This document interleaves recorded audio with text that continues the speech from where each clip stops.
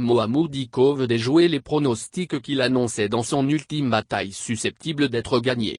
En effet, quoique mis à la touche par les nouveaux maîtres du jour, Mohamud Dicko, tel le Christ rédempteur, tente de ressusciter pour des raisons que lui seul pourra expliquer et se trouve activement à la conquête de nouveaux alliés pour des batailles nouvelles. Et ce n'est point étonnant pour qui se rappelle la partition qu'il avait jouée dans le mouvement qui a eu raison d'Ibk et de son régime.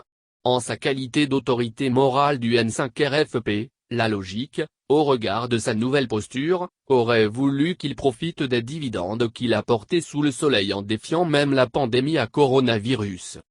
En porte-à-faux avec le shérif de Nioro, notamment sur la durée de la transition, le plus célèbre des imams maliens, qui refuse de capituler devant le fait accompli, a décidé d'aller à la recherche de nouveaux alliés. Après avoir récupéré l'interpellation d'un imam wahhabite par un adepte des Ansars, il s'est tourné vers l'ancienne majorité présidentielle.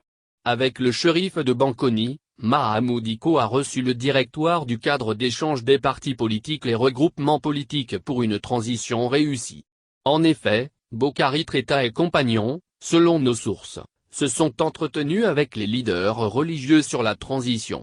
Si la position du shérif des Ansars, de la confrérie des épiscopes du Mali et de l'association des groupements de l'église protestante et évangélique du Mali n'est pas connue, Traita et compagnie ainsi que Mohamud Dicko sont intransigeants sur le délai de la transition. Et pour qui les a suivis ces derniers temps, ils semblent prêts à en découdre avec les tenants actuels du pouvoir. Et c'est Kshogel qui semble être la cible préférée et facile.